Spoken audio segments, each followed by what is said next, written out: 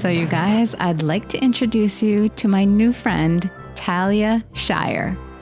Yeah, so Talia and I have been in touch since we recorded this interview. We've been texting and sharing pictures and whatnot.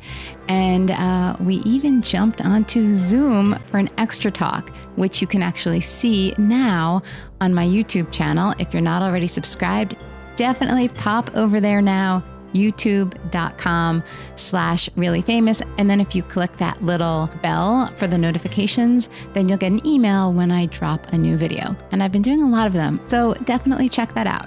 But anyway, I think that Talia and I both feel like we're actually friends now. And it's kind of interesting because I feel like you can see the process happening within today's show. So if you want to sit back and enjoy this, you'll be able to kind of watch us get to know each other and form a little bond. I do fumfer a little bit at times. I get a little tongue-tied, especially when we're talking about The Godfather, because, you know, she's Connie Corleone from The Godfather. So yeah, icon, legend, you know. Of course, you also know her from Rocky, Yo Adrian. And now she's in a brand new film that you can catch right now called Working Man. It's available on DVD and on demand. You can find it at workingmanmovie.com. So, fun facts that you may or may not already know.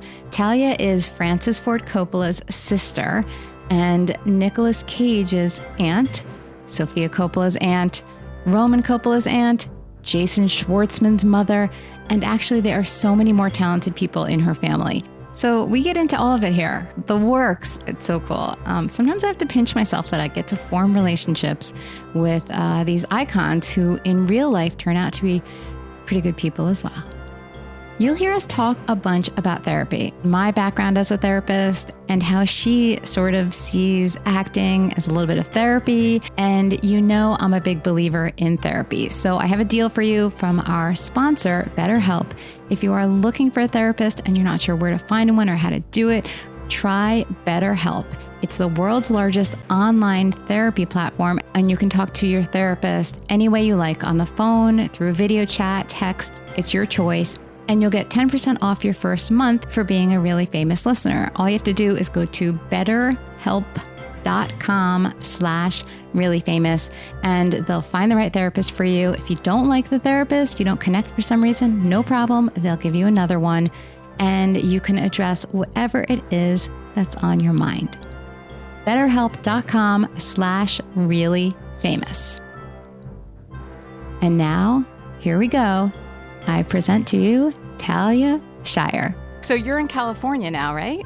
And you're in New York, huh? Yeah. Well, I'm in the suburbs, so I'm not in the city. So I was never Where? Oh, I'm in New Jersey. I know you grew up in Long Island or on Long Island, right? I'm in New Jersey, right? So I'm right on the other side of the George Washington Bridge. I don't know how often you're in New York.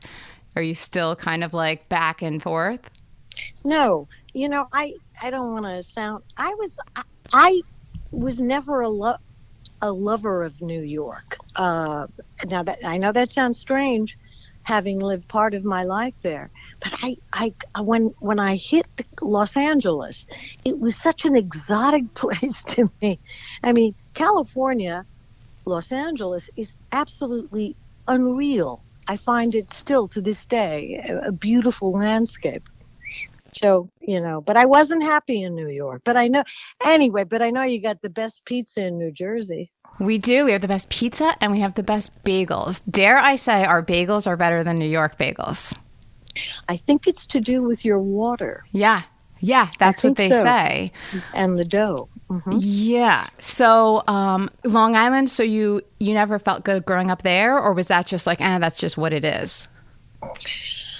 My father was always selling our houses, so I don't really. It was like 13 schools, even though I was only moving 2 miles here or 3 miles there. He was always moving around a lot.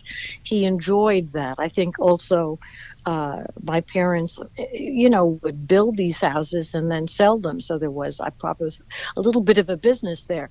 But I mean, Long Island was lovely. I used to go into New York City every day when I was able to do that as a teenager, to take ballet lessons. I did that every day. So Oh. that was my and then go to this is how old I am. The automat. Oh, the automat. Yes, yes. I've heard all about the automat. You've Where heard you would about it. you Oh, put the coins in and then the food comes out to you. it's the most beautiful thing. Why they ever got rid of that? It was like a work of art. All those little windows. You put the coins in and you get, it was amazing. It was actually an amazing idea, but it also worked. And it was a lot of fun to go to the automat. Yeah, that sounds good. I could see it. It might actually come back in style with coronavirus, right? This Less virus. touching. Are you okay? Is everybody okay in your Yeah. family? Thank you for asking. We are all good. We're lucky. My parents, they've just been inside their house, but they're doing fine. Like they're very self-sufficient. They get along really well.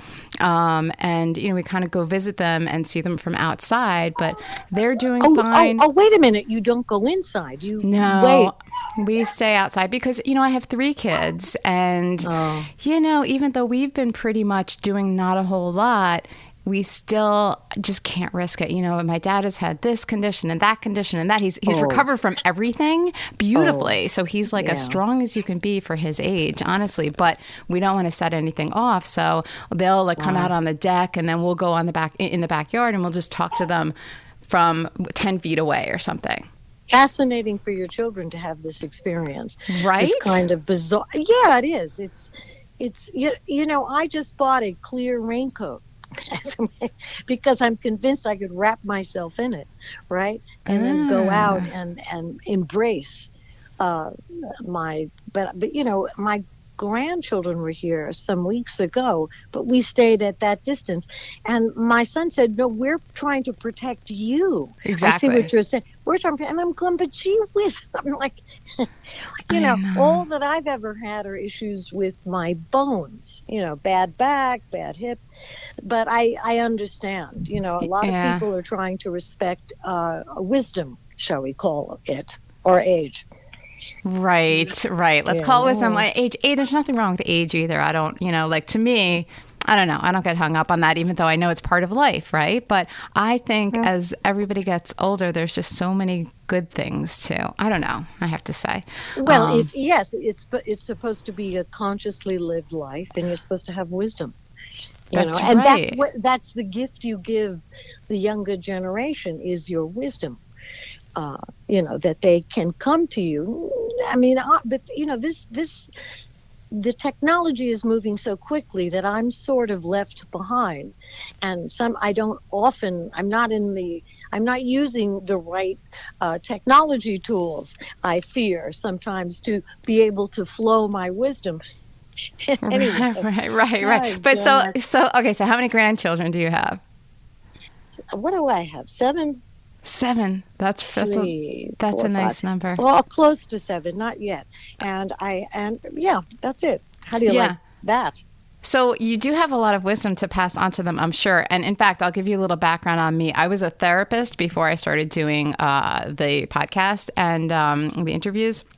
And I remember, and I studied developmental psychology. And so we did a lot about studying the entire lifespan. And one of the theories was that as you get older, there are like different mindsets you can take. And if you have felt good and you don't have a lot of regrets, then you get to this stage of wisdom where it is exactly like what you're saying, where you pass that on and you feel good and settled and you feel good about sharing your life wisdom with the generations or with whoever besides you. So, and in your studies, this was the healthy cycle, correct? Yes, that's the healthy cycle. And so that means that's fascinating. I mean, I'll tell you something. Actors are therapists to their characters because they're constantly, and they're very good. We're constantly looking at behavior and the conditions that create a behavior of a character, for instance. We're always kind of looking into that. And so, what do they say? What was it? The Oedipus, what? The Oedipus complex, you mean? See how psychologists borrow our drama in order to define themselves. But actors, writers, we're always looking at the the human experience. Totally. So, and it's so fascinating. It is. I mean, I think I'm very curious about people. Is your husband into any of your psychological arts? No. He's not. It is just me, but I am right. So he is just like in business. So he's not even in the arts or, the psychology of any kind. Or the therapies, right. Or the therapies, exactly. But to me, it's just like a natural thing. I always gravitated towards it, which is why I love having these long conversations, because I really get to know different people and their experiences, and I love it. So, but yeah, it's just me. And I guess my kids have a little bit of that too, some more than others. But you're going to have to, actually with your skills, you're going to have to supply for them this sort of surreal moment in time. The psychology of this surreal moment in time, distancing, so forth, because it's very, I'm wondering how this plays for children, where they have to wave at the grandparent. It's such a surreal form of relationship. Anyway. So weird. And you know what? I'll tell you one other thing is that my son graduated from high school 2 days ago, and it was a drive-through graduation. It was like, what? Everybody got in cars. That's true. Yeah. So like every graduate was in the passenger seat, and the parents drove this like parade of cars through town, and you see all the kids popping out of the sunroof, and they're dressed up because it's graduation. And it was like my husband and I just looked at each other like, this is such a moment in time. It's absolutely bizarre that this is the graduation. It's so weird, but it is weird. Mm-hmm. Oh my God. And so your son is quietly, he's not, first of all, congratulations to him. That's an achievement to finish school, given the circumstances, especially these and to be positive, because he's supposed to be. He's right on the cusp of new things. Yeah. So it's very interesting. So I have to tell you also that I saw you on stage a couple of years ago. Speaking of New York, do you remember at the Tribeca Film Festival? They did a thing at the end of the festival at Radio City Music Hall. They ran The Godfather and The Godfather Part 2. And then there was a panel, and you were up on stage with all of your co-stars, basically, and Francis. My kids came in to see that. Honest to God, I love art and beauty, and I love beauty. I respond to that, and I wanted to see the movie. I hadn't seen it in a number of years, and I wanted to see it that way, presented in that with that that experience visually. I was knocked out of my mind because it was, it's a piece of film literature. May I say that? It was spectacular to look at, and it was in its own class. I was very moved. Francis was sitting behind me. I think he was knocked out. We were all beholding I'll use the word again, achievement, but it really, really, it just was sensational. And, when I was a little girl, and my father, he used to work at Radio City Music Hall before my birth as chief arranger, because my father did many things. He was a musician. And I'd always wanted to be on that stage. Always Radio City Music Hall, because it is itself, right, a spectacular space. But that was an interesting time for all of us. Those reunions are very interesting. So like how? What were they like? Well, remember, you're in the role of somebody's sister or brother. I'm talking about the roles. And you meet up with each other. 25 years goes by, 10, whatever. And there you are again.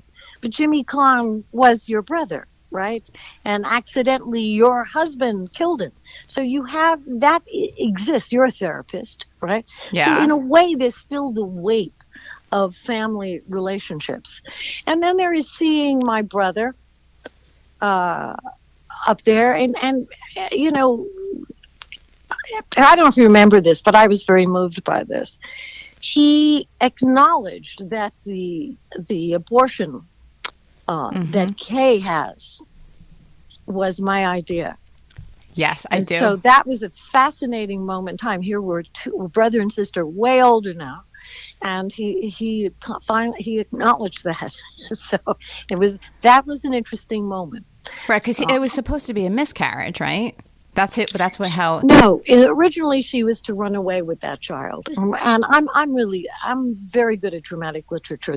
I'm like a therapist with every one of my characters. Okay. And I thought that if she took that action, which would be a horrible thing to do in that family, it was her way of saying, I'm willing to stain my soul, not to bring another murderer into this world. It was complex. It gave her a real depth as a character.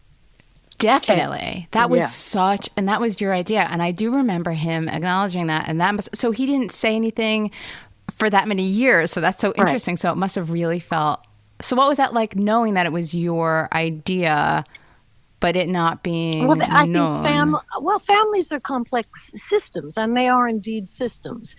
And I was just reading about the Redgrave family, right? An acting family of some stunning,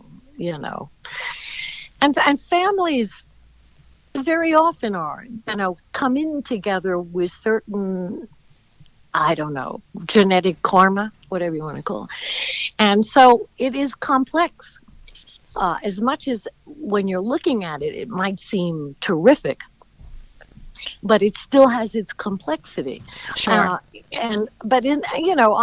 I wasn't supposed, as I think I said it that day, I never should have been in that movie.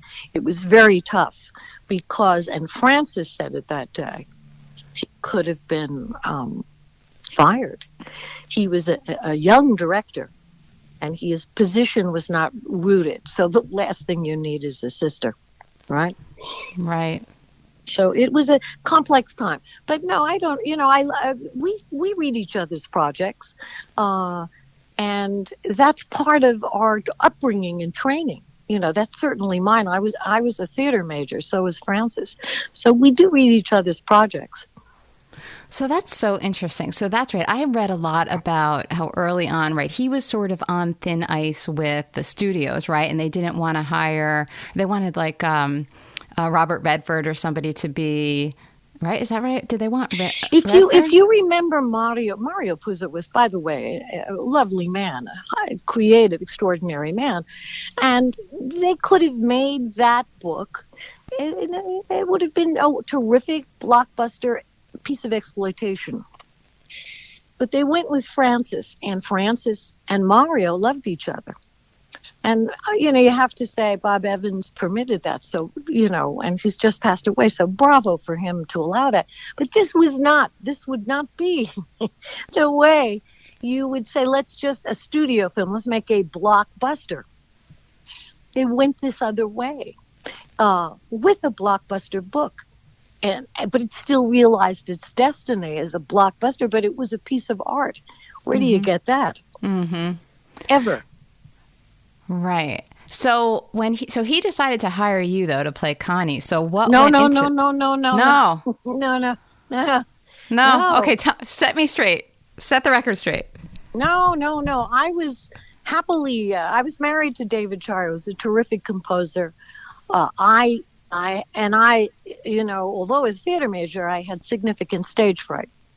And I had a wonderful therapist who said, you want to do this like Freud and spend 10 years talking about stage fright, or whenever there's an audition, just ask for the audition. It's like flying, fear of flying, same thing. And so I was literally, and I thought, my God, but I'm too afraid. I can't just do these auditions, and I don't know how to audition. I actually had so much performance anxiety, I would fall asleep at an audition, and we know what that is. It's just probably cortisone or something. And I was doing that. I was doing a little acting here, blah, blah, blah, just because I wanted to deal with this issue more than anything, whether or not, I didn't need to act to live, and I didn't need to act to be, but I wanted to get over this fear. And so I talked about The Godfather, and Robert Henshaw was his name. And he said, friend, therapist, and he said, why don't you ask him for an audition? I said, I can't do that. But I did. And it was not thought to be wise. Absolutely. It was just tabled.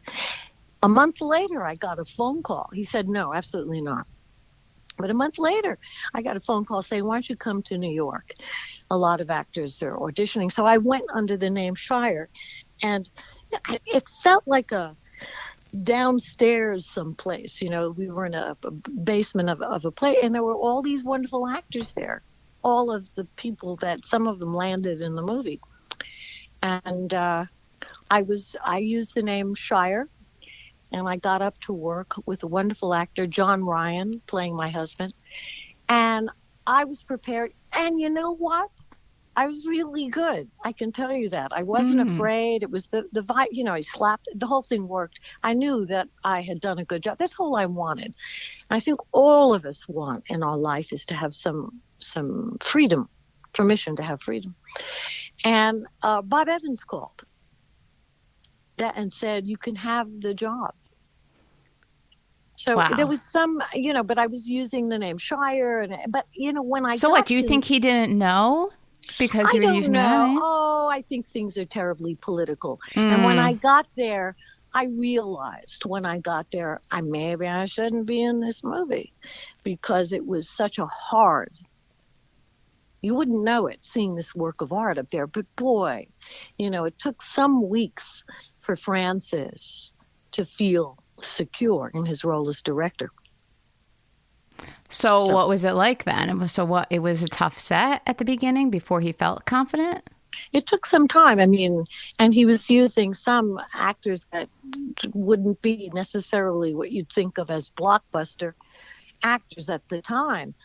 Forget about me, but who was this and who was that? But he was right. And I think we had going for us the greatness of the writing. Wonderful actors across the board. Oh my God, the acting, please. So good. Unbelievable. And a giant of a cinematographer, Gordon Willis, who was realizing the structure of this piece visually in a unique way. Nobody had seen that kind of darkness before on a screen. It was spectacular. And we had Marlon Brando, who was a presence and a genius and a very generous collaborator. So you were and saying that was exciting. That gave it a unity, no matter the peril, right? There was something that started to take place. It became dynamic, and somewhere in it, you knew by the third week something extraordinary was taking place. So did you all really feel a little bit like family? I had heard that you had dinner together, right? Didn't Francis set up dinner? Yes, is that true? It's true. That was his form of an audition, right? We all went to a restaurant and we fell into our roles, literally. I was the goofy, oppressed sister who was scared to death of Brando, and then my brothers were there, and John Cazale, who played Fredo. Yeah, was a I don't know, spectacular, what kind actor, I don't know. Everybody, but that man was so unique and so sweet that that it's collaborative ultimately. But then there was the generosity and the presence of Marlon Brando. So generosity and presence. So like what can you describe it more? Like what was he like? You act. I would always get afraid to act. My teacher was his teacher, Stella Adler. Oh, okay. And I remember calling, I knew her well, and I loved her, and I would continue on taking her script breakdown, play breakdown classes when she came to California, because they were master classes with my husband, Jack Schwartzman. And I would call her up and I would say, what do I do? well, how do I act? She said, remember, the partner is yourself. Partner is yourself. And that's, in many ways with this virus, that's what we're all saying, is the other is yourself. This thing works or doesn't. Well, in acting, that's really happening. If you screw that up in that moment, the other performance suffers. Mm-hmm. Or the cameraman has to go back and start all over again. Or the prop man has to run and get another prop. There is this unity that takes place. But we happen to have Marlon Brando, who was so kind. And, he knew he was just great. But he was kind to everyone. So it sounds like everybody was pretty good on set. And I know it sounds like you bonded especially with John, but John Cazale. Cazale was, when he passed away, it was a real gut punch for all of us actors when John died, because he was remarkable. Really? Remarkable. To act in a scene with John was, you knew you were going to just be fine. Yeah, he, one of those really fine people. Yeah, and you had a special relationship with him in the film too, right? Like I did. Yeah, there was something really special between the two of you that you could feel, and that came right through. Right. So that's so weird. So then you didn't see anybody, though, for years after? I mean, until the reunion, or did you kind of see each other here and there? Don't. I mean, a lot of it, you think that actors run in there constantly together, but, in the days, and you have to understand this,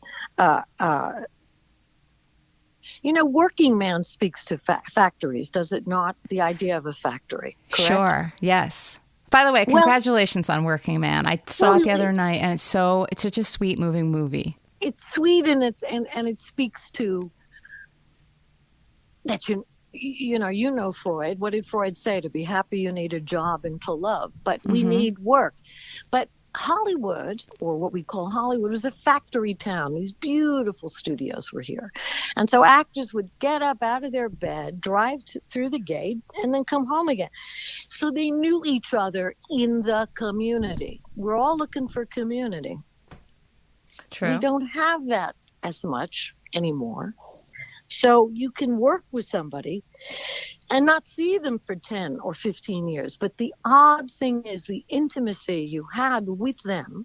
It's like cutting film together. You immediately feel that same connection. You really do. Mm-hmm.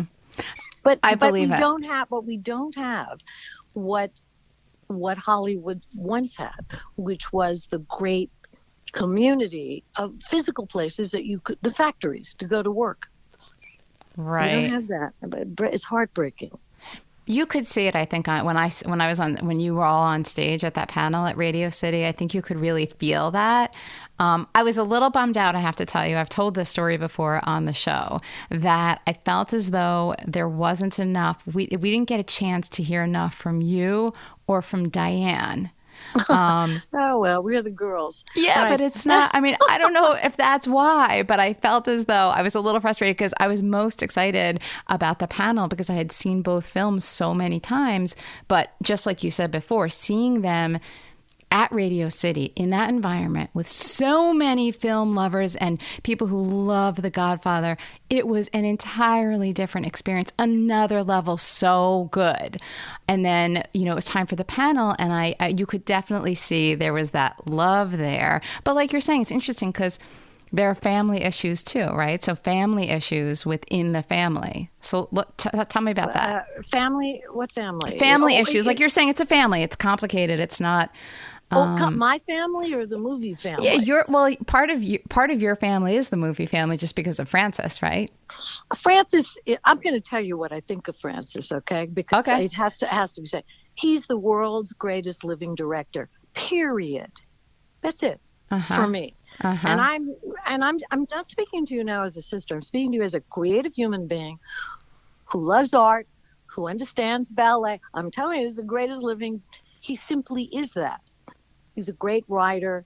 So he's my brother.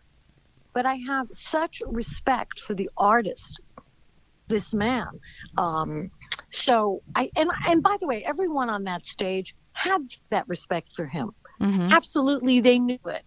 They were, and wonderful Robert De Niro, right? Who put it together. Yes, Such a good man, using these years in his professional life in such an extraordinary way. But everyone I think we actually, no matter what our journey was, we were still in awe of Francis. Interesting, yeah. We were sitting on the stage with the world's greatest living film director. Yeah. Yeah. But and by the way, The Conversation. By the way, The Conversation, such a good movie. His movie. Oh. With John Cazale. John. Do you know right? about Wasn't John he in Cazale? it? Yeah. Well, he was, and he had passed away. But he was a big deal for all of us.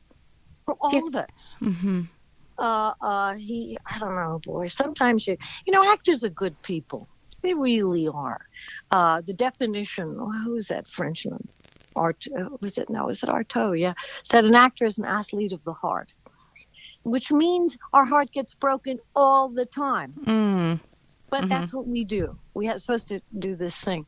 So, when we lose one of those, that was like a family loss for us. Big deal. Yeah. So, okay, I'm sorry, I cut you off. You were saying about Francis, and you were talking about family. I know about my family. So, your family is very. Your family is like, wow. Like all of you. You're so much talent, and for the fact that you share so many interests and passions. I mean, that's pretty unusual, don't you think? Well, I'm going to tell you something. I called my sister-in-law, Ellie Coppola, and she is a very talented director. And this was some years ago. I called her after looking at a documentary on the Volanda family, circus family, high wire act. They had fallen in this documentary. And I said, Ellie, you need to watch this. You need to watch. She said, oh, my God, the Volandas. Now, they're all back. They're back doing... The grandchildren are all back doing this thing. And I said, Ellie, I think we are a circus family. That's the definition, if you're looking for one, and how we relate, which is we all love craft. We all love skill. We'll always ask the other person to do something dangerous, right? And we'll never drop that other person. So that's what we are. We're just like that. That's what we do. And when we're together, we love each other, and maybe we share in our collective creativity. We have that, and we're missing our older brother, August Coppola, which was a huge loss for Francis and for myself. Just devastating, because he was truly that older brother. He was also the dean of creative arts at San Francisco State. So he was my go-to person for my reading list. And, if I had an avant-garde idea, I would call my brother August up, and he's gone. I'm sorry for your loss. Kills me. So and you're the baby, right? Forever. Do you feel like that? Like, is that kind of the role that you play? What about you? I am the baby also, yeah. Yeah, but only of two. Of only two. Well, then you're the baby, and that's the way that one is. And that will always be that way. Yeah, and I'm the baby, I think, across the board, too, in terms of, like, cousins and everything like that. So, I guess that's how it goes, right? So, Well, I realized, looking at my son, Robert, who is my baby of my three sons, we look and we say, gee, that was the last child. It was the last time Jack drove me to the hospital to give birth. This is the last time I was up all night trying to deal with it. That's the last time of that rather stupendous experience. So the baby has meaning, huh? Yeah, and I get that as a mother too. Yeah. And you've had are you holding up okay with your preteen and your teenagers 24/7 though? I mean, are you enjoying it? Yes, believe it or not, we're good. I kind of like the fact that everybody's home for a while. My daughter was actually studying in Spain, and so we had to fly her home in the middle of all of it because it was dangerous, and it was before it had really exploded here. Oh, yes, it was dangerous. So we flew her home, and she was not excited about that, but she kind of dealt with that and figured out how to live here when she was supposed to be there. And so I like having everybody here. Is everybody near you? All your kids, all three sons? Well, I mean, my baby's expecting with his wonderful wife Zoe twins. So wow. I saw them just this weekend at a distance.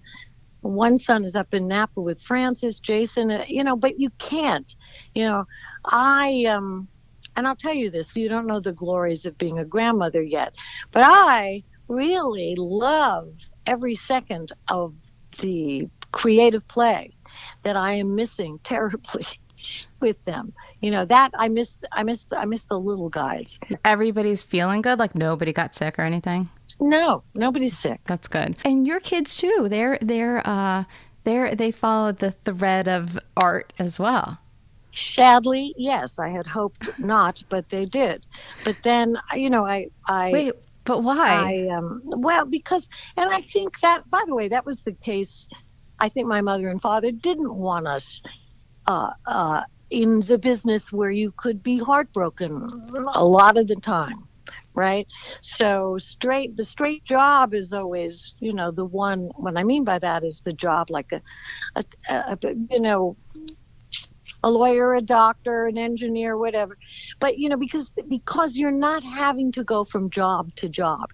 You're not constantly in that situation. But we all did it anyway. So, yeah, but you know what? I know that a lot of parents feel that way, and I've heard that so much that they don't want that for their kids. But at the same time, isn't that like, if you're passionate about it, the heartbreak is part of the process, right? It's part of the experience. Actually, if you choose to be an actor and explore the brilliant repertory companies that exist in this country, you don't have to do the other thing, the television movie thing, which is you're always preparing for an audition that you probably, for a job that you won't get. That's a very different thing. So you can always be, if you're talented, a member throughout this country of wonderful repertory companies. And the repertory, in my opinion, had I to do it all over again, maybe still as I grow older with my wisdom, there is in repertory companies such an opportunity to teach, right? To circulate your energy with audiences. It's very powerful. So that is there's a real profession there. It isn't the one that you think is going to give you fame, but so what about that? That's meaningless. It's the one where you can have impact, because actors can transform thinking. You can change people with bringing the thing you do to audiences, because it's actually very alchemical. Its origins, remember, theater was 2,500 years ago. It started in churches and arenas. It's a very sacred experience. But I'm going back to the practical thing, not to get so lofty, but you know what? There is that. I would tell young actors, don't the fame thing is a whole other cup of tea. Right. What about the fame thing? Tell me about your experience with that. I don't know, because I don't live that thing. You don't? I live very off to the side. It was not my thing. I had with Jack Schwartzman, my second extraordinary husband who passed away, we were trying to build a film company, and we did. We did several movies, financed them, lost money, put them together.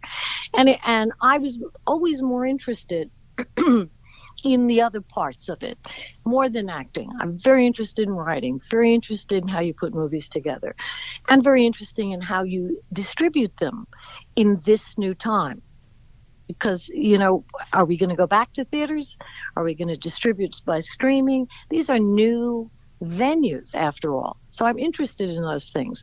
The Fame thing, I was lucky because I got Rocky. That was my I think that was a sort of wonderful opportunity to get past the label of nepotism, and it was a great role. And it was right. And she's very similar. Adrian and I share, even though I'm talkative, we share that shyness. So it was a great role, and it is enduring. So, and I have great respect for that, but that wasn't, I wasn't seeking that. I wasn't ever seeking that. I think as Working Man speaks to this, right? Yeah. We need to have a community. We need to love somebody. We need to have a community where we feel we are doing something of value. Now, it's a new world. Suddenly this new name came in, this new idea of the consumer, which is really wild.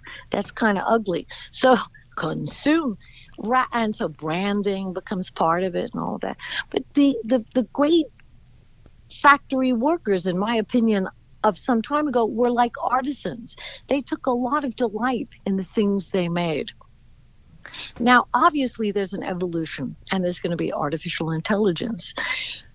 Isn't that great? If we have education, we can kind of have this evolution here, right here, and build factories that are truly like campuses, where you get a chance to go to work and be proud of the thing you make. So Working Man is a film about a factory that is basically shutting down. All the employees are getting laid off. And one man in particular really is not ready to leave his work, which, again, we talked about work is so important to somebody, and community. So it's both, right? There are two things. Although I guess when you analyze it, he was kind of quiet and to himself, right? But then later he discovered the community. I think when you analyze it, you realize he never was. He went to work in his youth simply to pave. He was not part of that as much. Right. I think because you're a therapist, Working Man in it has another story, which is that this man's routine to go to work is penance. Oh, he totally. needs that because if not, he's going to have to face this other mystery, which is between himself and his wife, and has been for some years.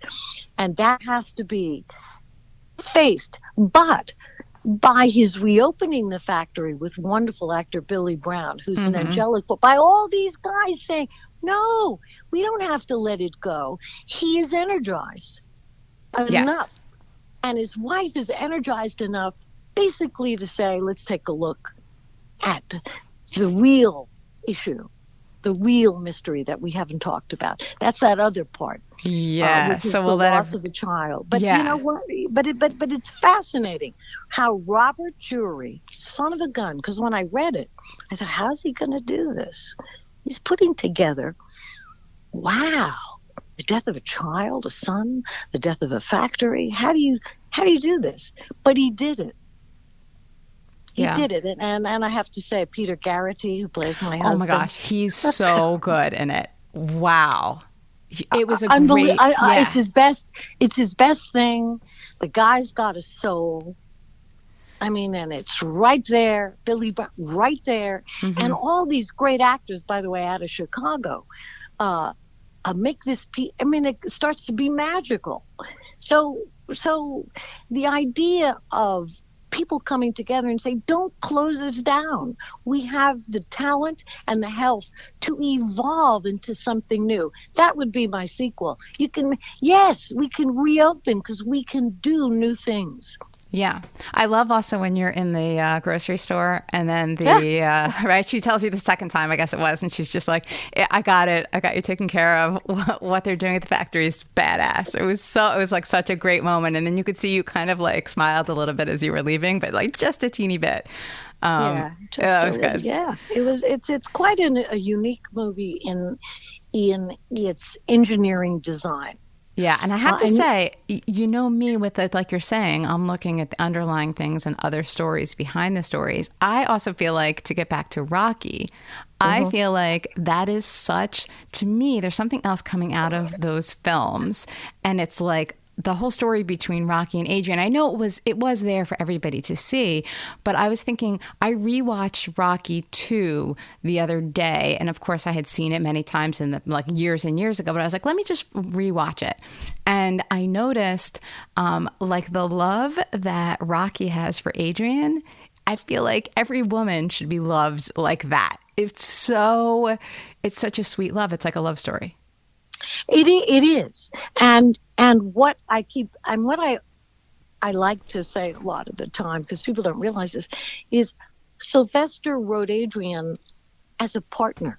She is his partner, and she loves that man. I'm very similar to this, ladies. I want you to hear this. I loved partnering my husband. Loved it. I absolutely loved the partnership that we had and feel that loss tremendously. But Sylvester made Adrian his partner. She is an equal partner, equal but different. And he wrote that, and that's at core in their love story. Really interesting to me. Totally. Too. And they're right. So they're both it's equal in the way they're both getting what they need to. I like the partnering too.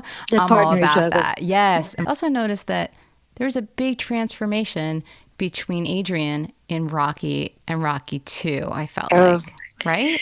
Well, because he was going through transformations as an actor. When we went to our first rehearsal, I mean, he drove up in a dented car, but all of a sudden, and he knew his destiny. Suddenly, by the next one, where we all had to look a little spruced up, because he was a major movie star. So what was happening to him was big stuff. So so the characters reflected some of these things. Mm-hmm.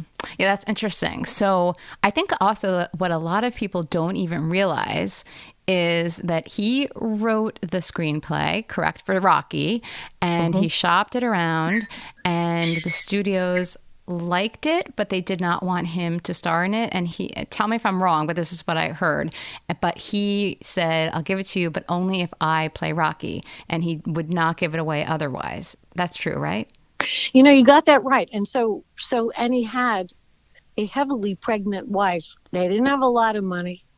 They were in an apartment in Hollywood, and he would have gotten a great deal of money if he sold it. And he said, and together, so his wife must have been a partner in this one. No, I'm not giving that up. And he didn't. He had designed this thing for himself perfectly. It fit his soul, and the piece is rather poetic, and it's also, by the way, mythical. It has what Godfather has, but it's more of a folktale. Sylvester's a interesting guy. He's a fine writer. He's a painter. He's very educated. He's very sensitive. But at this moment in time, he could have could have sold it and said, I'll do it. No, he didn't do it. He held on to it. I give him major credit for that. I mean, that would be a hard move, but like, good for him. Such a good example. I love it. I believe so. So after that, so I guess after Rocky, like you're saying, everything had changed for him. And I'm guessing it had kind of, I mean, you had a lot of movies there that were very high profile, and you had award nominations and everything. Like, so I know you said before. Yeah, but I remember I kind of didn't want, really to this day, I'm a character actor. I wasn't somebody with that ambition. I do have ambition, which is more in the construction of a piece. Way more. I get bored. I mean, forgive me. I'm always interested in the total creation, but I am missing my partner, Jack Yeah. Schwartzman. So, which is very, because I do like partnership, and I miss him. And we were. I didn't know what he was doing half the time financially. What do you mean? Oh, financially. Okay. Oh, I didn't know. But he was a doer. So I'm missing my partner, because movies are hard to get on and hard to, after they're made, to be distributed. But yes, there were high profile pieces, and it was not what I loved, that part of it. I wasn't after that, and I was uncomfortable in it. So it quickly, but there are some perks that happened. And, like? one of them is I'd get, these people are gone now, but befriended by lovely older people here in Hollywood, some columnists, and I had that opportunity of being very acquainted with the wonderful Barbara Stanwyck. For those who don't know, one of the greatest film actresses ever. Oh, and I just saw her in something like a week ago. Okay, was she in Double Indemnity? Yes. Yes, I just saw it for the first time. I watched it with my daughter. Yes, she was great. So I had that opportunity. Now that world was open, and oh my God! I mean, you're talking about somebody who revered her film performances and studied them. So the opportunity to meet the great Michael Powell, my favorite movie, The Red Shoes, right? So that was suddenly very exciting, but that was not. I'm not too ambitious. I hate to tell you, it's not in my makeup. But there's that community that we were talking about. So you got that community. I love artists, and also at that time, people are not aware of this, but the movie factories were starting to end, and that's very troubling to me to this day, because if I could put your listeners back in time, Los Angeles had the greatest musicians. They were great. They did symphonic work, but they had a lot of what we call sessions. They would go around and they'd put that great music under the images. You'd see Farewell, My Lovely, whatever. And I used to love to go.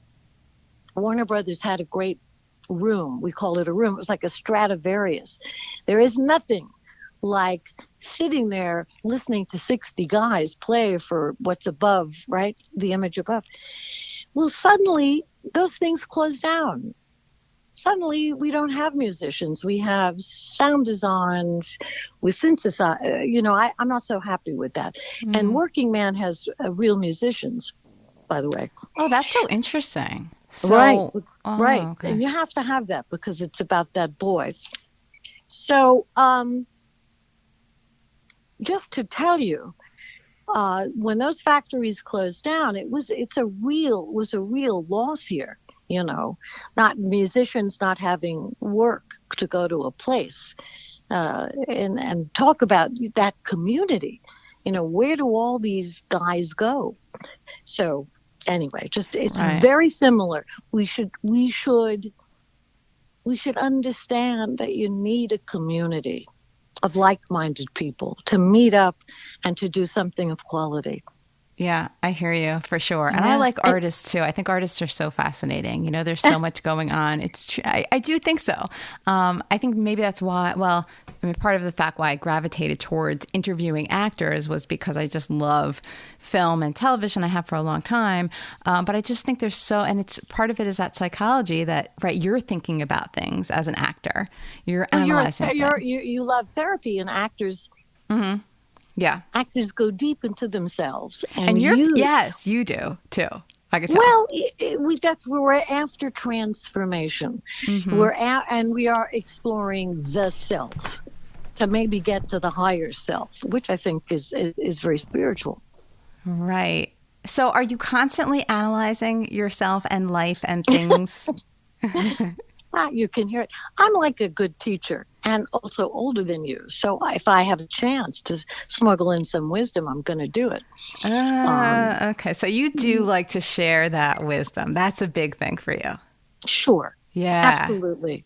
I like to take it just a little, tweak it just a little. So audiences who are so supportive and have, making the effort to go to a movie or stream a movie, understand that the people who make those things really, really want to share that, really feel they're trying to give those insights to the audience. The audience is a partner, is part of the dance. Definitely. And so, and you describe yourself as shy. You're still shy to this day? Well, I'm so old. I mean, you are not. I'm just why am I this shy? Well, I think I was very shy. Yeah, I was painfully shy, and because I could feel so deeply, and nobody was explaining anything to me. Kids are very, very have a lot of permission today. When parents say "good job," well, I don't remember that. Good job. Never heard that before. Yeah. But yeah, what does that mean? But I think. What was it like? What was it like growing up for you? Well, good job is dangerous because sometimes it's not the great job that everybody wants to do. No, I was just watching. I'm a great voyeur. I loved watching. I loved being that little girl, and I have a great memory that goes back to the crib. I just thought, what an amazing family that's around this dinner table while I was in the high chair. I was amazed. Wait, are you serious? That. Literally, you remember things from that young? Oh, sure. Wow. No, I think memory is a facet of actors, but I do. Sure, I absolutely remember just being so enchanted with what was taken. And I was in the high chair. But I was fascinated by the dinner table. And what was going on at the dinner table? Good Excitement, conversations. Yes. Mommy, daddy, good food, my brothers. The dinner table is a very important place. It's a big deal to share food, to come together, and each one to take their place before you have a ton of homework and your cell phone is in your way. It's very important to have those exchanges. But I do remember my family, for me, as that little girl, felt so wonderful, So it reminds me of the dinner, like you said, like we were talking about before, how you had that Godfather dinner where you were like auditioning for Francis in dinner and falling into your roles. That's dinner. That's how it works. That's how it works. Somebody sets the table. Somebody doesn't do it right. There isn't enough salt. Somebody runs over to get that. But it's the meal. And the meal is always a magical ritual. Actually, it's a ritual. Right. That's why people do like restaurants. That's why this quarantine, what is often missed is, why the hell do you need to go to a restaurant? To sit at a table where somebody else is eating? But you do. You do. It is everything. It's everything sitting around at a restaurant. And it's not about the eating necessarily. It's about the experience. Right. Even though you're at a table somewhere else, you are all eating together. Go figure what that ritual is, but it is there and it's being missed. Right. And also, nobody has to prepare anything, worry about anything. Everyone is there together with their minds off of anything else. You know what I mean? It's different from having it at home necessarily, because at home, somebody has to, okay, is this okay? Is this ready? Da, da, da, da, da. Whereas everybody at a restaurant is just there and doesn't have to do anything but be there. I love it. I miss it. It's a convivial thing, even though you may not know the people eating at that table in that corner. You are a human being and something occurred. Right. Something was shared and a dish was presented. We hope that somebody was proud of it. Food feeding you, and very often that's the case. The chef is proud, and all of these things come together, and it's a convivial experience. Yeah, I miss it. So when you were saying something, it reminded me of something that I wanted to ask you about. So that fight between Jimmy Caan Oh. And was that real? What was the deal with that? Because you know what I'm talking about, that fight when they were filming. That was that was when Connie, my character, who's very pregnant, is being beaten by her husband. But also that then becomes the setup to have Jimmy come there to protect her, which then leads to his own death, which is stunning. But I'll tell you about that fight. The cameraman, Gordon, they were in the center of the space. So I had to run around and break everything. And that crockery was very heavy, hard to break. And if I screwed it up, they'd have, you know what that means? Somebody has to come in. Somebody has to set it up again. Yeah, clean it up, the whole thing. Oh, it was extraordinary to do that. So I didn't want to screw it up. So I kept running to place where this fight took place, making, and my shoes fell off. And at one point I knew I'm going, oh God, I'll just keep going. I just kept going. It was an exhausting thing, but some years later, I met the actor who, you wonder, actors I found out that he hated hurting a woman because he had seen it in his own life. Johnny, his name. Oh, so we're talking about the guy who played Johnny. Carlo. Johnny, okay. Carlo, yes. But he couldn't bear to do it. He hated doing that. And I didn't know that. Oh, really? You didn't know that? He could have told you that, I guess, right? He could have. Yeah. But then he would have to reveal that he had seen it in his own life. Right. So, people don't know, it was too personal. And then what happened in the street scene with Jimmy and Johnny? Because I heard that Jimmy, they didn't like each other, and then he actually got physical and hurt him. I have no idea. I couldn't tell you. Yeah. I wasn't part of that at all, but that really plays where there's an older brother who is really pissed off. And it's an extraordinary, if you think of, you've got that sequence that then finally resolves itself with this horrendous murder at the, was it Jones Beach, somewhere there? Or some place where where you drive and put coins in, mm-hmm. right? And that extraordinary. It's really 3 sequences, if you think about it.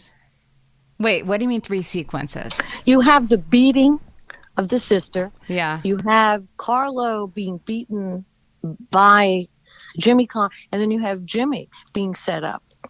Yeah, that's so weird. That is 3. Right, so those are 3 sequences, each of you getting beaten in a row. That's so interesting. Dramatically, you have to see that as important sequences that lead to the death of Jimmy Caan, my brother, which will then lead to the death of Connie's husband, which will scar her soul. Mm-hmm. Such an epic, oh my God, the whole thing. It's True. Wild. The level that it's, like you're saying, it's film literature. The level it's on is unreal. And it can, you can watch it over and over again. I don't need to tell you. Everybody knows this. You know it, I'm sure. It's like you can do it over and over again, and it's still stunning every time, the layers. Well, it is. It's a piece of art. It all came to, it's truly, Francis, he pulled, something occurred. He gave us lines to say that were like, you had Greek theater in one, Shakespeare in another. Then there was the whole thing was structured. And you're fascinated, and it holds. And it's a sense of myth. And it's just great. It's just great. It's an artful piece.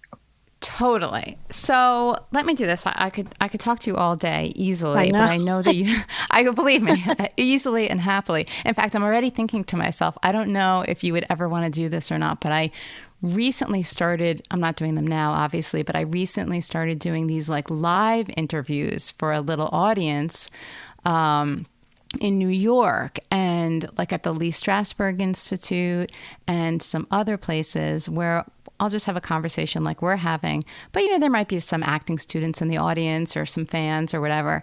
And I'm already thinking to myself, I would love to have you as a guest at Now, one wait a of minute. those. You do this when quarantine is over. You do this Yes. for a live audience. Yes, exactly. So I That's only exciting to me because I think you hear the subtext to me is I like to teach. Yes, so that's I like bringing in information, you know, that people can use. and these are people in the crowd who are just dying for this information. You know what I mean? So I feel like I'm doing them in New York, but you're not really in New York much. But if you ever have plans to come back, this would be so much fun. Like we could get on stage and do it for the acting students and the fans. And we could talk about a million things and you could impart all your wisdom. Well, let's make that happen. I mean, we will exchange. I need all your information so that if and when that occurs and I say, hey, guess what? I'm in New York City. Exactly. That would be good. Let's try to pull this together. It might have to have a sense of being improvised because I don't go out any place very much. Right. So let's do that. We'll exchange info and everything. And then sometimes I also said, like I told you before, I do go to LA and I haven't done any live shows there because I only started in January doing them live in front of an audience. But I could probably do a venue out there too. I could probably find one. I bet you're terrific. I bet, because remember, you're a therapist. Yeah. And that is like being I think a great therapist does. Is he creates that space like a theater where there is a great exchange and something occurs. You know, a transformation happens. So I bet you're terrific at that. I love it. And I was so devastated when the quarantine happened because I was like, I had all these other plans to do them. Like I was supposed to interview Chaz Palminteri on March 26th. He was going to be my next show. So I had to cancel that. I had a couple more in the works. But I would love to do it with you. And I think we would be great in terms of helping the audience get some really cool information and wisdom. I thank you. Thank you. Yes. Yes. In fact, yes. So however this will occur, and this quarantine, I don't know. I think it will, if we all pay attention and wear our masks, wash our hands, not touch our, do those things, we will be more in the world. We will be more in the world. We're all, as long as we are protective of one another, I think we're going to start to feel that happening. But it's a fact. This is an oddball virus. Odd. It's just odd, the way it knows how to do what it does. I know. Well, I think what I had also, I've heard so much about the fact that if you're outdoors, it's really so much better. I was even kind of thinking about, what if we did something outside? Like technically, if there are two people talking, me and you, let's say, we can be easily 6 feet apart. It's just a matter of the audience not being on top of each other. But let's see how we can do it, and we'll do it. We'll make that happen. And outside is fascinating, although you have sound issues. Maybe that's sunlight that contributes to that. But we are learning. We are learning how to distance and be careful. And we're making habits, right? But I think it will ease up, but not yet. Right. And believe me, I'm wearing my mask all the time. I just wish everybody else was. Oh, they do here. Well, they do mainly where I am. I think we're extra careful in New York and New Jersey and Connecticut because it was an epicenter. But I think that in other places, they're like, forget the mask. But anyway. No. The mask is to keep your... Look, when you go to the market, doesn't everybody have a mask on? Well, of course. It's not hard. Well, that's fantastic. Not everybody is doing that. But here, you must have a mask. Marketing, they're extremely sensitive to the amount of people in the store. And people are very sweet, and they're not angry at each other. We recognize we have to do this, but it will come to an end. It will. Yeah, it will. And we're going to celebrate with a live audience, I think. I think that will be great. So let's do this. Let me ask you a few other questions for this podcast, and I'll have many Sure. more to ask you later. And then that would be fun because I did love it. I have to tell you, I didn't think I would like it, and somebody suggested it to me. I don't know if you know Michael Imperioli. He was on The Sopranos. Sure, I do. Oh my gosh! Oh, do you know him? Of course. Well, Of course. He's so great. So he had been on the show a few times before. And last time I had talked to him, he was like, you should really do this in front of a live audience. And then you can open it up to a Q&A after. And I was like, oh, I'm not really a stage person. You know, I'm like, well, Yeah, that's but not really you're good at the interview. You're good at the other. Because you're really authentically curious. I am for sure authentically curious. So I did the first show with Michael. Michael said, let's do it. And we did it in January and I loved it. I was shocked. I did not think I would like it in front of an audience, but absolutely did. And I love it. So yeah, so I have to thank Michael for that. I always like to give him credit whenever I can. So yes, so that's good. So let me get back to a few of my questions. Are you holding up okay? Is this going on too long? Okay, because I don't want to, you know. Okay. The little dog finally left from being under the bed. That's a big move for her. Oh, anyway. So what does that mean? She was. I have no idea. She likes, anyway. No, we have a relationship. She likes to be under the bed. Anyway. It's cute. Okay, what would you tell your 15-year-old self based on what you know right now? Honestly, know right from wrong. Know right from wrong. Don't use drugs.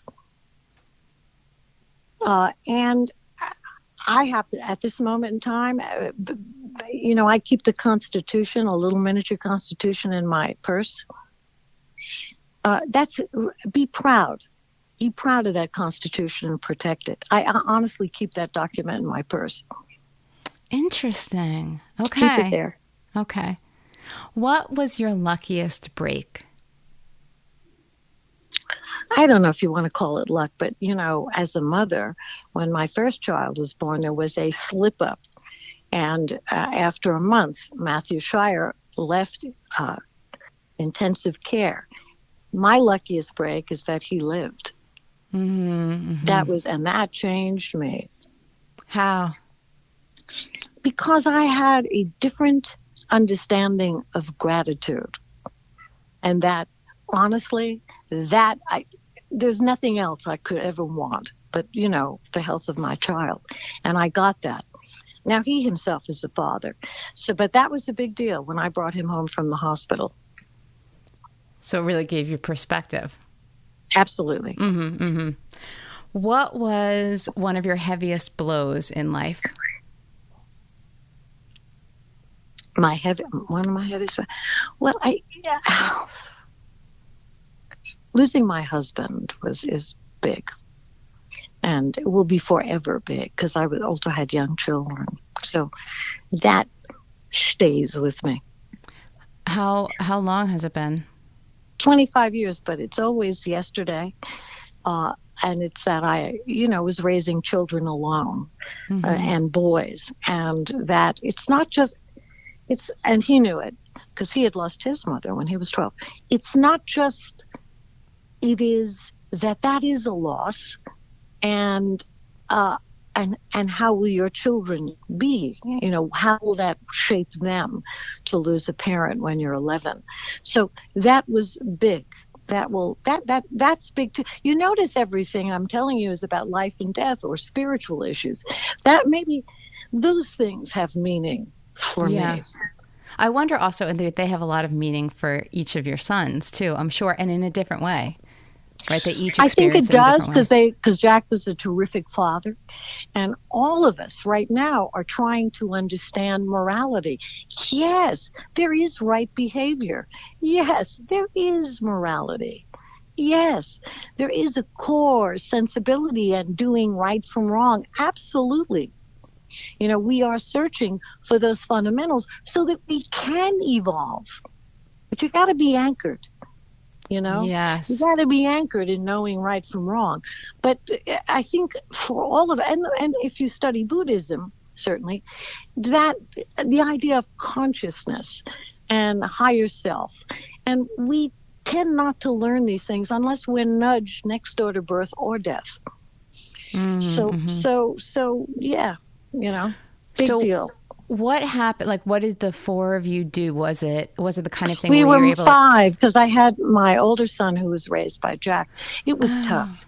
It was tough years, and good years. And I always understood and respected the fact that Jack's value system was essential for these boys. That Jack not just be remembered in an empty way, but actually be placed into their hearts. Because for those out there who may be listening to this, when you lose somebody, you do put them in your heart chakra, if you will. You can't do that. It's just painful. You do, and they do stay forever if you allow them to. Right. Absolutely. No, and it's true. That is the journey. That's the cycle. And that is the way it is to be more, really on this planet.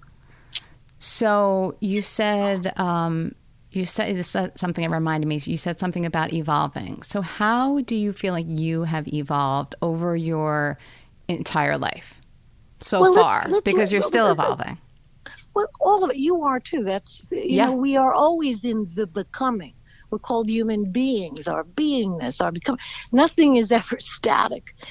Just when in the Godfather, just when you think you get out, somebody gets you back in.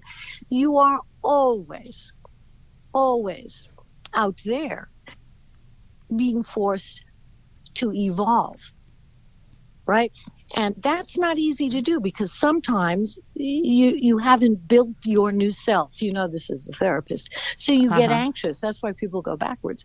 But that's what it is. You go forward. That's what evolution is. You go forward, and honestly, you get out of bed and you do it step by step. So that evolution I was talking about, which is more philosophical or transcendent, because I am a mystic, after all.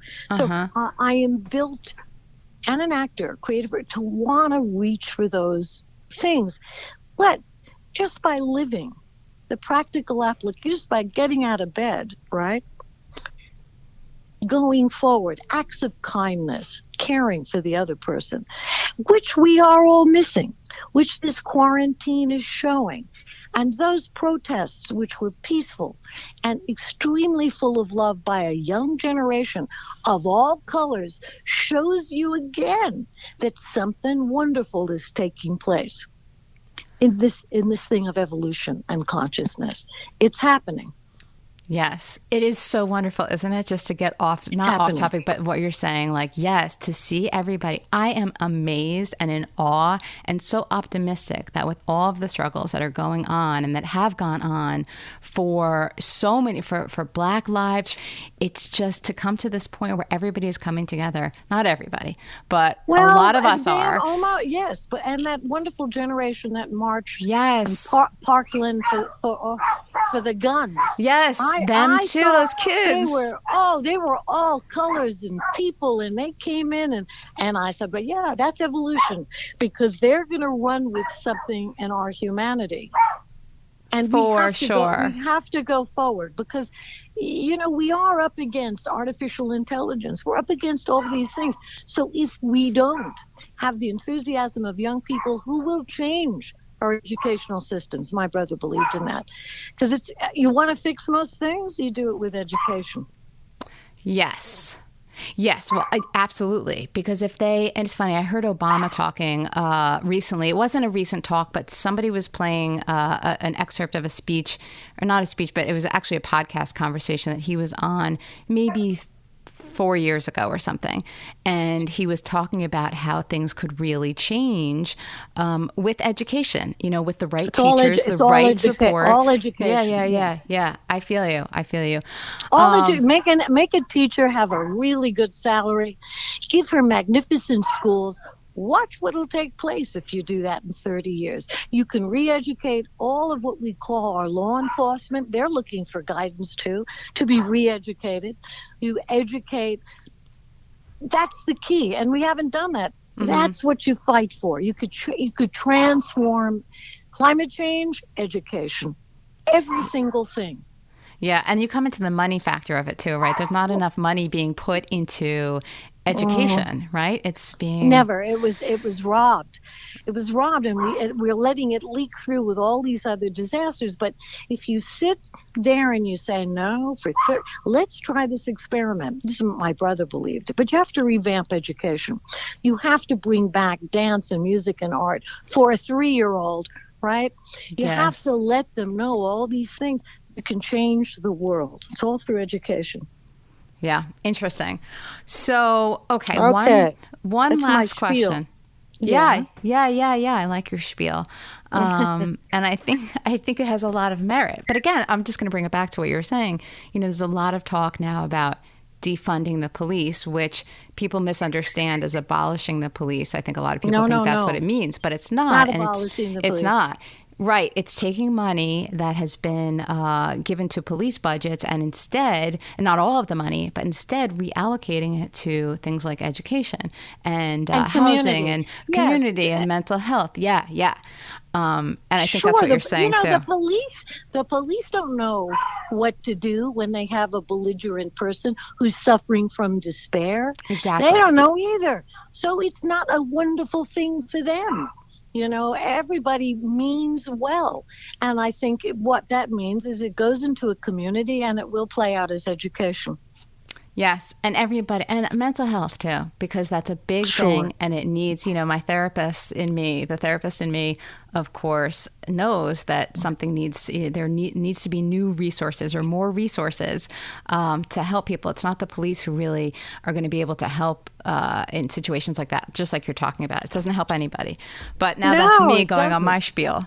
No, but you're right for that spiel, because when you see the homeless, a lot of homeless had a disaster, or they didn't pay their rent, or somebody died and they couldn't grieve. It just takes 2 months to be out on your ass and feel like you're worthless. That's all going to get fixed with education. It needs to happen. And I think it's going to happen. You're right about mental health. Yeah. So, okay, if this is a little off the change of topic, if there was one thing you could change about yourself, what would it be? I'm such a pain in the ass. I'd probably change that. What? No, I don't believe you. Well, I'm also dyslexic and dyspraxic. I have all those learning disorders. But there's so much a part of me now. I don't know if I'd want to give them up. I think I would deal with my issues, to use a kind word, of inertia. Okay. That means a little hard to start, hard to stop. Interesting. Okay. Lazy. It could mean lazy. That's where I missed the partner, honestly. Why? Because he would kind of get you to get going? It was a perfect way to be. I do miss that. But I'm shy, so I'm not going to go get a new partner. Right. Yeah, a new partner needs to arrive on your doorstep and pull you out. No, I need to learn to, no, I don't think it has to arrive at my doorstep. Right. Have you dated at all or thought about it or no? Oh, I have had, but yes, I just lost some wonderful man nearly a year ago that I dated, a scientist, and we became friends for many years. Some of the men I dated, and there have been very few, but they were always very interesting, poor guys. I have to have a really interesting guy, creative guy, but they were always older. So guess what? They would pass away. So. Yeah. Oh, that's a bummer, but it's so interesting. I'm sure you found some very interesting guys. Always. Yeah. Right. Yeah. But it's funny because, and we are talking, so it is part of this process that I don't get shyness from you in our conversation, but I guess it's probably because of that. This is what we're doing. You're here to talk. I mean, we're on a phone. Yeah. And I think all of us don't know how we're quote unquote coming off, if the dose of me is too big, if I'm over teaching, if I'm over being a book, whatever it may be. But today, and that's for you, because you've been so kind and sensitive and have helped me do that. I'm actually maybe we need to say it's a combination of shyness and discernment. I am discerning. I've learned that, you know. Okay. So what do you mean by discerning? I think discernment means that you can't just always reveal all aspects of yourself, because sometimes somebody may get it, somebody may not get it. I get it. So Yeah. you have to also be sensitive to the other person's capacity, you know, and vice versa for me too. Yeah. And for me as an interviewer, that's very important too, because I, of course, love it when whoever I'm talking to feels free to talk about anything they want. You know, as a therapist, the same thing. It's great when somebody can just open up about everything. But you're right. I have to be sensitive to where they are and how much they are wanting to reveal. Yes, and I think discernment, remember that old phrase, don't throw pearls in front of swine, in a way, with all your compassion to turn the other cheek, you also have to understand that you can love someone and lead them to heaven. There was a movie about that. In other words, discernment is not a terrible thing. Mm-hmm. You just don't want to overload the other person either. Right. Okay, so interesting. I'm learning about those things. See, right. Still learning, always evolving. We're always changing. Like we will be changing constantly. I love it. That is the bizarre, unbelievable how what this journey is. It is living to live, to be alive. With all of the conflicts, it is still an extraordinary journey. Yeah. Extraordinary journey. And that's the conflict is part of it, I think, you know, that's life, that's living. Yes. Okay. So are you ready for my biggest question, my ending question? Oh, God, I wasn't going to answer it. I shouldn't have said that. Why did I tell you it's the biggest question? Because it doesn't have to be the biggest question. Some people feel it as, you know, whatever.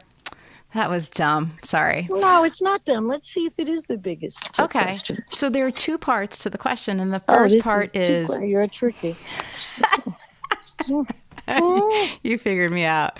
They're paired up. You'll see what the relation is, because they really are two separate questions, but they're very much combined. And you may, I won't preface it with anything else. So what is the image that people have of you? Like people who don't necessarily know you that well, who do they think you are? I don't know. I'm going to tell you something. I don't pay attention to that because that's not my business. Because that could make me very unfree. It's not my business what you think of me. Okay, so see how easy that was? It wasn't a big question. So now it doesn't have a second part because with the first part. No, it does. It does. It is my business that I'm always compassionate. It's my business that I always have empathy with discernment. But it's not my, what you think of me, what are you going to do? I can't worry about that. Very good. So the second part is, who are you really? We are not. We're in a state of becoming. And we're complicated. Human beings are, I believe in soul and spirit, right? And those are what we'll call the higher. We can feel that from time to time, those great moments of inspiration. But who am I really? I'm a collection. Honestly, on a practical level, I just try to do the right thing and forgive myself because, I'm very clumsy. So I'll do a lot of wrong things. I think I have no idea who I am. I don't think anybody knows. We're always in the act of becoming. But I'm hopeful that it's being a good person. Yeah, I like that. I like it. Becoming. You're becoming. Sure. Right? That's it. That's the experience. That is the human experience. Okay, so everything good? Are we okay? Did this feel okay to you? How did you feel about everything today? I enjoyed it. Did you enjoy it? I really totally. Enjoyed it. You can't tell? Yeah, me too. But you say that to all your patients. No, I certainly don't. All my patients. But sometimes I wonder too, like, what is the experience like on the other end of me? I don't know. Like, I always want it to be comfortable, and not just comfortable, but interesting and whatever it may be. I like it to be positive, and I don't, I'm just sometimes curious. So I was just wondering how you felt. No, it was excellent because I felt you really cared to be engaged in this what we were doing, which is a relationship. Well, We how could cared. anybody not care? Because we're human beings. Sometimes we have a bad day or something happens, or the flow isn't there. That's also part. We live in emotional weather. Things, Right. many things have taken place right now. Well, for me, I was definitely, genuinely, fully in and interested. I felt that. I felt you were engaged and wanted to know, wanted to, and you were also revealing yourself, because questions also reveal you too. Oh, so what did I reveal about myself? Your curiosity, your intensity, and that you're positive, and that you do want to know who the other person is. Okay, interesting. Good feedback. I appreciate that.